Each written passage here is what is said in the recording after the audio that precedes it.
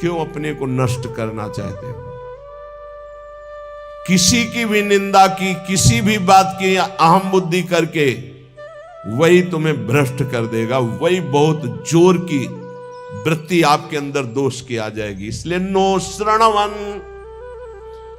किसी की भी निंदा कभी भी मत सुनो, तत्काल अंगुली कान में डाल। बहुत बड़ी हानि है इससे। ये 100 बार तो श्लोक आए होंगे ऐसे जिनमें वर्णन किया। नो श्रणवन, ये आप सत्संगी हैं, अपने ऊपर आप कृपा करें, कभी किसी की भी निंदा। अरे बहुत विचित्र बात है, निंदा की तो बात जाने दो, अगर भजन करते हो हल्का शब्द निकल जाएगा तो भजन में विक्षेप पड़ जाएगा। हल्का शब्द हो गया तो भजन में विक्षेप पड़ जाएगा, ये हम देखते हैं। शब्द में त्रुटि हो गई तो भजन में, फिर ये लोग जो बड़े बड़े अपराध करते हैं, भगवान जाने इनकी क्या गति होगी। कैसा इनका हृदय है कि ये मुस्कुरा रहे हैं अपराध करके। हल्का वचन निकल जाए जो सम्मान पूर्वक है लेकिन उनके यथायोग्य नहीं है, तो उसमें भजन में अंतर पड़ जाए। नो श्रणवन, एकदम आदेश कर रहे हैं, किसी की कहीं भी निंदा है जो कान में उंगली डालो। इसीलिए जीवन भर एक सूत्र रहा है, असंग, किसी से दोस्ती नहीं रही। क्योंकि जब अपनापन होगा तो खड़े होकर बात करेगा, एक की प्रशंसा करेगा, एक की निंदा करेगा। किसी से भी जरा सी प्रियता से बात कर दो फंस गए। सेवक जी महाराज बहुत सावधानी से कह रहे, तब सुख हरिवंश गुण नाम रसना रटत, और बहुवचन अति दुख दानी। तभी सुख है जब हरिवंश के नाम और गुण को ये वाक इंद्री रटती रहे, ये रसेंद्री स्वाद लेती रहे, और कुछ बोले तो दुखदानी, निश्चित दुख में फंस जाओगे। नो श्रणवन, बिल्कुल ये नियम ले लेना चाहिए किसी की निंदा, और निंदा सुनने में मन बहुत राजी रहता है। अच्छा, और बहुत हर्षित हो के जैसे उसको राजपद मिलने जा रहा हो, ऐसे पूरे एकाग्रता। ऐसा ना वेदांत का सिद्धांत सुनेगा, ना भक्ति का सुनेगा, ना भगवान की महिमा। निंदा हो रही है तो खसक के और नजदीक पहुंच जाएगा। पुनः बोलो, हम सुना नहीं। और अच्छा ऐसा हुआ, और आगे क्या, पूरा रसास्वादन उसमें डूबे चले जा रहे हो। ये नहीं पता कि ये हमारे सारे पुण्य नष्ट करके नरक का रास्ता बन रहा है। नो श्रणवन नैव ग्रहणन, सुनाई पड़ गया तो ये स्वीकार ही नहीं करना कि वो दोषी है। नहीं नहीं, भगवान जिसको जैसे चला रहे चल रहे, पूरी सृष्टि उन्हीं के चलाए चल रही। यंत्रारूढ़ानी मम माया, नहीं नहीं, मुझे तो भगवान की दिव्य लीलाओं में जाना है, माया जनित लीलाओं के गुण दोष नहीं देखने। ना सुनना है और ना ग्रहण करना। ग्रहण करना होता है कि वास्तविक ऐसा ही है, हाँ अरे वो तो ऐसा। अब जिंदगी भर जब उसकी बात आएगी तो पहले वो दोष हो जाएगा। अच्छा, वो घृणास्पद भाव तुम्हें भगवत प्राप्ति कभी नहीं होने देगा। घोर पापी में, नीच में भी स्वाराध्य बुद्धिर मम, मेरे आराध्य राधा वल्लभ लाल विराजमान है, ये भाव रखना है। कह रहे सकल तनु भृताम क्वापि दोषम गुणम वा, जितने भी शरीरधारी हैं किसी के ना दोष सुनना है ना ग्रहण करना है।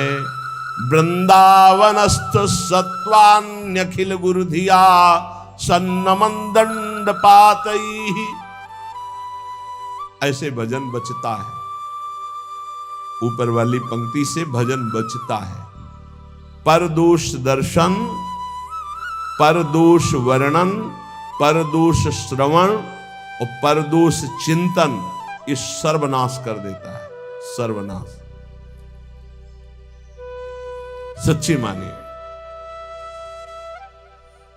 किसी का भी उपहास कभी मत करना, कभी निंदा मत करना, कभी निंदा मत सुनना। नहीं, 100% आप लिख लो, कुछ दिनों में वो आपके ऊपर हावी होगा।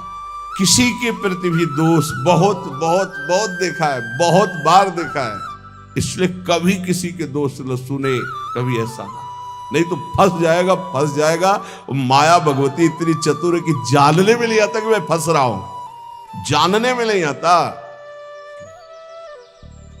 और वृंदावन में तो कभी भूलकर किसी के प्रति दोष न करे, क्योंकि लाडली जी ने पसंद किया, उसको रखा है, तो फिर हमें दोष करने की क्या सामर्थ्य है। जब लाडली जो मुझ जैसे नीच को वृंदावन में रखे हैं तो उसको वृंदावन में रखे, तो हमारा अधिकार कैसे जब हम अपने को देखते हैं तो हम बड़े अधिकारी थोड़ी है वृंदावन वास के। हम पर जब कृपा हुई तो उन पर भी कृपा हुई, तो जब उन पर कृपा होगी पूरी तो वो भी महात्मा बन जाएंगे, हम दोष दर्शन क्यों करें। तो वृंदावनस्थ सत्वान्यखिल गुरुधिया सन्नमन दंड पातई। अगर वृंदावन के किसी भी बासी पर दोष दर्शन हो जाए तो प्रणाम दंड पातई।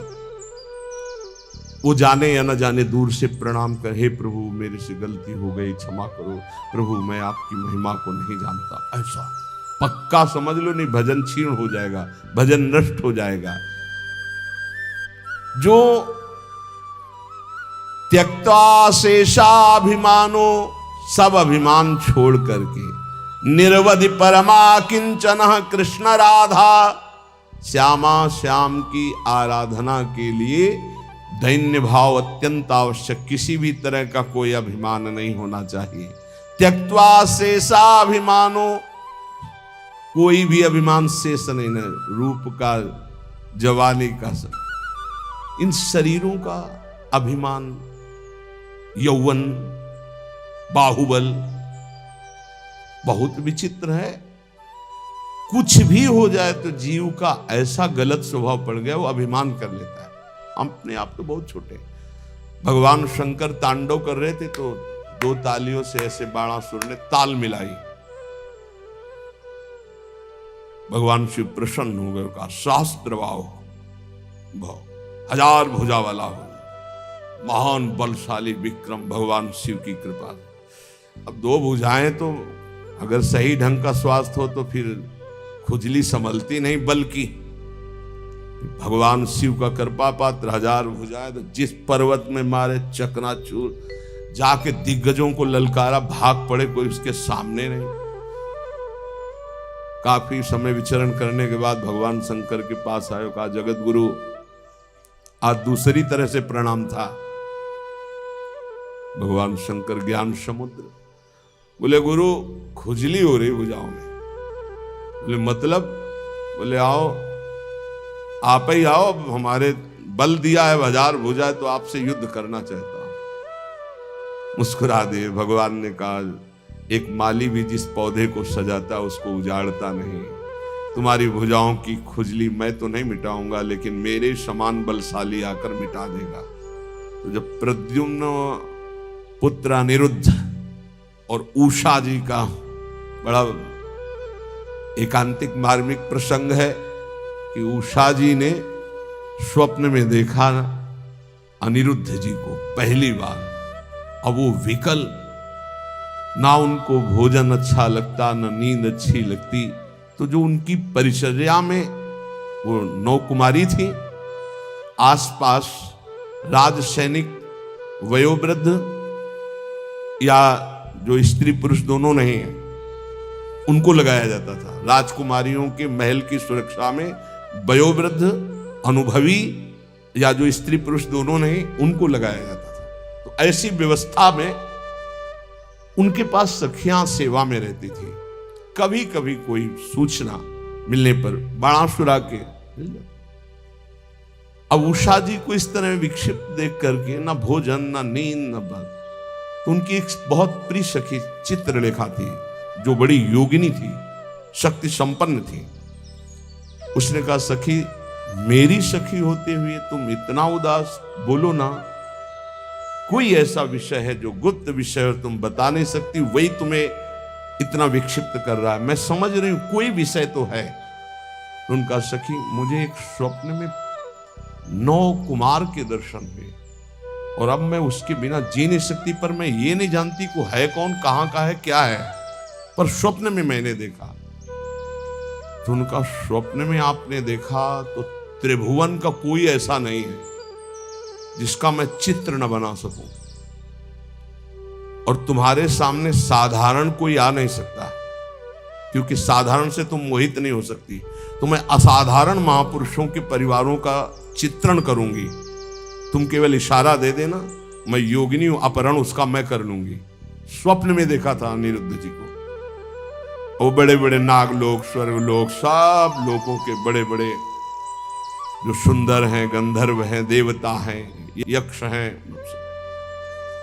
फिर मानव लोक का जय भगवान श्री कृष्ण का चित्र आया, मुस्कुराए, बोले बस कुछ मिलता जुलता ऐसा ये तो नहीं है प्रद्युम्न जी, बस कहा बिल्कुल नजदीक पहुंच चुकी हो, मिलता जुलता ही चित्र है बिल्कुल। और जे ही अनिरुद्ध जी का आया सो रो पड़ी, बोले यही मेरे चित्त का अपहरण करने वाला। बोले बहुत बड़ी जगह तुम्हारा स्वप्न हो, कहा आसक्ति हुई है, पता है द्वारिकाधीश भगवान श्री कृष्ण के ये नाती हैं अनिरुद्ध जी। सुदर्शन चक्र का रात दिन पहरा रहता है द्वारिका में, किसी का भी प्रवेश नहीं, बहुत महान जगह तुम्हारी आसक्ति हुई, पर मैं अपने प्राण त्याग कर भी सखी तुम्हें मुस्कुराते देखना चाहती हूं। उनका अगर मुस्कुराते देखना चाहती तो इनसे मिलवा दो। स्वप्न में देखा था।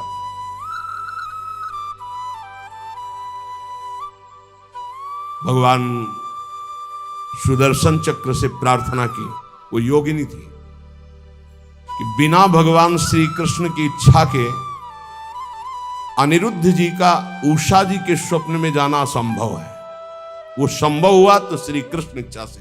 तो हे सुदर्शन जी, आप भगवान श्री कृष्ण के पार्षद हैं, यदि श्री कृष्ण की इच्छा से ऐसा हुआ है तो मुझे उनकी इच्छा का संपादन करने के लिए आप निर्विघ्न मार्ग दीजिए। चली गई। सुदर्शन जी ने बादल पहुंच पलंग से उठा लिया अनिरुद्ध जी को। योगिनी थी, महल में राके उषा जी ने देखा, जो मेरे स्वप्न का विषय थे वो साक्षात गले लग गई चित्रलेखा जी की और कहा तुम धन्याति धन्य मुझे कर दिया। अनिरुद्ध जी की जब आंख खुली तो अपना महल नहीं है तो धैर्यपूर्वक समझाया कि मैं अपहरण करके लाई हूं, ऐसा ऐसा ऐसा। भगवान श्री कृष्ण के पुत्र कामदेव प्रद्युम्न जी और उनके पुत्र अनिरुद्ध जी ये भगवान ही हैं। वासुदेव संकर्षण प्रद्युम्न अनिरुद्ध, जैसे राम लक्ष्मण भरत शत्रुघ्न, ऐसे ही वासुदेव संकर्षण प्रद्युम्न अनिरुद्ध, ये भगवान ही चार रूपों में, भगवत स्वरूप अनिरुद्ध जी। अब तो क्या हास्य विनोद, विविध प्रकार की क्रीड़ाएं।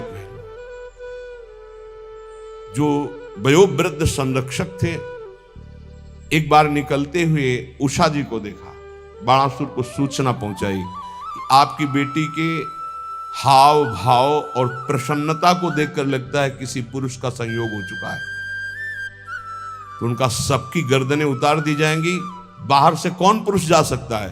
तो बोले वचन देता हूं इतनी भारी सुरक्षा है कि बाहर से वायु भी बिना अनुकूल हुए हमारे नहीं जा सकती। दैवी शक्तियों का पहरा है। बाणासुर की कुल माता थी जो पूरे नगर की रक्षा करती थी, पर योगिनी चित्रलेखा जी की इस चाल को कोई नहीं जान पाया था। बाणासुर ने कहा ऐसा क्यों, मेरी बेटी को कोई दूषित कर दे मुझ जैसे बलवान के होते हुए, अब उसको कौन रोक। सीधे जो ही गए सो पलंग पे उषा जी और अनिरुद्ध जी पासे खेल रहे थे और सखिया बेटे हास्य विनोद। जेवी अनिरुद्ध जी को देखो, उषा जी ने देखा, अनिरुद्ध जी तो सिंहवत, बंदी बनाने के लिए लाख कोशिश की, मार मार के सैनिकों को, भगवान के स्वरूप है अनिरुद्ध। आखिरकार महाबली बाणासुर अपनी शक्तियों का प्रयोग करके अनिरुद्ध जी को बंदी, देवर्षि नारद जी पहुंच गए द्वारिका। प्रभु खोज कर रहे थे अनिरुद्ध जी की, उषा जी के महल में बाणासुर ने बंदी बना लिया है। बलराम जी ने सुना, ये जानते हुए कि हमारा वंशज और उसको बंदी बना लिया, शोणितपुर को नष्ट कर दूंगा। अब बलराम जी द्वारिकाधीश पूरा वैभव, सूचना मिली युद्ध की तो इधर अपने चेला के साथ भगवान शंकर, बलराम जी के साथ द्वारिकाधीश, आमने सामने युद्ध प्रारंभ। भगवान शंकर पशुपतास्त्र तो नारायणास्त्र दिव्यस्त्र,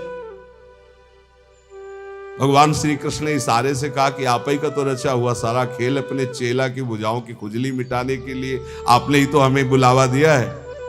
एक बाण मारा भगवान श्री कृष्ण ने जन्मणास्त्र, बाणासुर की भुजाओं को जब 4 रह गई सब काट दिया। भगवान श्री बस प्रभु बस। तो बोले प्रभु मैं तो आपकी ही आज्ञा का अनुमोदन कर रहा हूं। और आवेश में भरे हुए थे। इतने में उनकी कुल माता जो पूरे राष्ट्र की रक्षा करती थी, देवी शक्ति, वो दिगंबर होकर खड़ी हो गई। तो भगवान श्री कृष्ण, वहां ये लिखा हुआ है कि यदि अचानक किसी माता बहन के किसी अंग पर दृष्टि पड़ जाए तो दोबारा दृष्टि न जाए।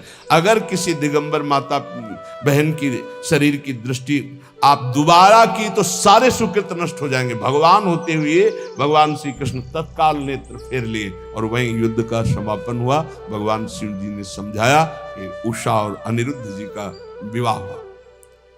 ये अहम इतना पुष्ट है कि अपने गुरुदेव से कह रहे कि मेरी भुजाओं की खुजली मिटा दो, बाणासुर। यहां कह रहे त्यक्त्वा शेषाभिमानो निर्वधि परमा किंचन कृष्ण राधा। यदि आप अपने भजन को बढ़ाना चाहते हो तो नो श्रवण नई ग्रहणन, ना किसी की निंदा सुनो और ना स्वीकार करो कि ये दोषी है। सकल तनुभृताम क्वापि दोषम गुणम वा, पूरी सृष्टि के किसी भी जन के दोष या गुण स्वीकार मत करो। गोस्वामी तुलसीदास जी अरे बहुत बड़े महापुरुष हैं। आज तक बचपन से लेकर के आज तक, वो एक बार आए थे भक्तमाली जी, उन्होंने कहा मुझे तो ऐसा लगता है कि आपके ब्लड में ही रामायण है, ब्लड में ही गोस्वामी तुलसीदास जी। हमका मान लीजिए ऐसा ही है, क्योंकि जहां जन्म हुआ वहां का वातावरण ही ऐसा था। डीएनए में ही तुलसीदास जी है। सच्ची मानिए, कोई प्रसंग नहीं जाएगा जो विनय पत्रिका और रामायण से उसका। तात सुनहु माया कृत गुण अरु दोष अनेक, गुण आउ भय न मानई, मानहि सो अविवेक। न गुण न दोष किसी के, सब में भगवत भाव। त्यक्त्या शेषाभिमानो, ये बहुत कठिन है अभिमान का त्याग करना। अभिमान का त्याग करके अकिंचन भाव से यदि राधा कृष्ण श्यामा श्याम की उपासना हो तो बोले प्रेमानंदाश्रु मुंचन, फिर प्रेम आनंद का प्रकाश हो जाएगा। प्रेमानंदाश्रु मुंचन, अश्रु मुंचन करते हुए, ये भक्ति का प्रसाद है। निवसति सुकृति कोपि वृंदावनांत, कोई बड़ा भजनानंदी महात्मा ही ऐसा जो प्रेम से अप्लावित होकर अश्रु प्रवाह करते हुए श्रीधाम वृंदावन वास करे, तो फिर उसकी दशा क्या होती? बोले क्रंदनार्त स्वरेण क्षितिषु, आकाश की तरफ देखता हा प्रियालाल और रो रहा है। परिलुंठन, भूमि में लौट रहा है रज में। सन्नमन, सबको नमस्कार कर रहा है, लताओं को, वृक्षों को, पशु पक्षियों को, जो सामने पड़ता है। नमन प्राण बंधुम, सबको देखता है मानो मेरी आत्मा है, मेरे प्रीतम है। कुरुवंदन्ते तृणान्या दधदनु करुणा दृष्टे काकुकोटि, सबसे कृपा कटाक्ष, मुझ अधम पर कृपा करो। ये हमने देखा वैष्णव में, मुझे अधम पर कृपा करो, मेरा भजन बन जाए, हम पर श्री जी करुणा करें, मेरा नाम जब चले। और रात दिन भजन कर रहे हैं। और काकुवाणी, दैन्य वाणी के द्वारा सबसे बर्ताव। फिर तिष्ठन्नेकांत वृंदा विपिन तरुतले सभ्य पाणौ कपोलम, कभी कभी एकांत में से बैठ करके पाणौ कपोलो और रुदन, हा प्रिया हा लाडली जो, न्यस्याश्रुएण मुंचन नयति, इतना अश्रु भूमि गीली हो गई नीचे। दिन निशाम कोपि धन्यो तनन्यः, धन्याति धन्य हो गया वो जो रात दिन प्रिया प्रीतम के चिंतन में है, अश्रु प्रवाह करता है। जो उसको देख ले, जो उससे बोल ले, अमोघस्य, निश्चित उसका परम कल्याण हो जाएगा। वह परमात्मा नीचे है, ऊपर है, वही पीछे है, वही आगे है, वही दाहिने, वही बाएं है, वही सर्वत्र है। जो ऐसा जान जाता है, न पश्यो मृत्युम पश्यति न रोगम नोत दुखाता सर्वाः पश्यः पश्यति सर्वमाप्नोति सर्वस इति। जो ऐसा अनुभव कर लेता है, गीता जी, बहिरंतश्च भूतानाम अचरम चरमे सूक्ष्मात् तद्विज्ञेयम दूरस्थम चान्तिके च तत्। वो दूर है, वो बहुत नजदीक है, वो बाहर है, वो भीतर है, वो ऊपर है, वो नीचे है, वो समस्त भूतों में है। ऐसा जो अनुभव कर लेता है वो जीवन मुक्त महापुरुष होता है। तो या करें, न पश्यो मृत्युम पश्यति, मृत्यु की ताकत नहीं उसको देख ले जो ऐसा अनुभव कर लेता है। इतनी ऊंचाई पर होता है कि मृत्यु का प्रहार स्पर्श भी नहीं कर सकता। न रोगम, कोई रोग उसे दुख नहीं पहुंचा सकता। नोत दुखता, कोई भी भयानक विपत्ति दुख इसका स्पर्श नहीं कर सकती।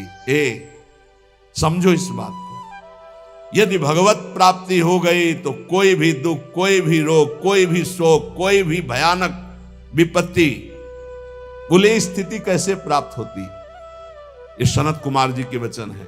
बोले आहार शुद्धौ सत्व शुद्धे सत्व शुद्धौ ध्रुवा स्मृति स्मृति लंभे सर्वग्रंथि नाम विप्रमोक्षः। जिसका आहार शुद्ध है, चरित्र शुद्ध है, आचरण शुद्ध है, वही महापुरुष स्मृति को प्राप्त होता है। सत्व शुद्धि, आहार शुद्ध होने पर ही अंतःकरण शुद्ध होता, अंतःकरण शुद्ध होने पर आचरण पवित्र होते हैं। चरित्रवान, जो पवित्र चरित्र वाला, वही भगवती स्मृति को जागृत करता है। ये देवी शक्ति है स्मृति, अखंड स्मृति। जिस समय अखंड स्मृति जागृत होती है तो कह रहे स्मृति लंबे सर्व ग्रंथि नाम विप्रमोक्षः। समस्त ग्रंथियां छिन्न भिन्न हो जाती हैं और वो जीवन मुक्त महापुरुष हो जाता है। इसलिए इन कामों से दूर रहो। निवृत्ति ही श्री सनत कुमार जी का उपदेश, निवृत्ति कर्मणः पापात् सततम पुण्यशीलता सद्वृत्ति समुदाचारः श्रेय एतदनुत्तमं मानुष्यम सुखम प्राप्य यह सज्जाति समुह्यति नालम स दुख मोक्षाय संगो वै दुख लक्षणाः। भूल कर भी कोई पाप कर्म मत करना, नहीं तो ये नष्ट कर देगा। कोई और नहीं, तुम्हारा पाप कर्म ही तुम्हारी बुद्धि में बैठकर या अन्य की बुद्धि में बैठकर तुम्हें दंड दे देगा। सदा सत्कर्म करो, सदाचरण करो, पाप कर्म से डरो। सनत कुमार जी कहे साधु पुरुष जिसे आदेश करते हैं कि ये करना चाहिए, वही बर्ताव पुण्य कहलाता है, और जिसे कहा जाता है ये नहीं करना चाहिए, वही पाप कहलाता है। उत्तम आचरण करने वाले बनो, सदाचार पालन करो। जहां सुख का नाम नहीं है, ऐसे मानव शरीर को पाकर विषय भोगों में रत जो होता है वो अज्ञान में डूब जाता है। विषयों का संयोगी सीधे नरक गमन। त्रिविधम नरकस्येदं द्वारम नाशन्मात्मनः कामः क्रोधः तथा लोभः तस्मादेत्रयं त्यजेत्। काम, क्रोध, लोभ, मद, ये सीधे नरक पहुंचाते हैं। सीधे कामः क्रोधा तथा लोभा।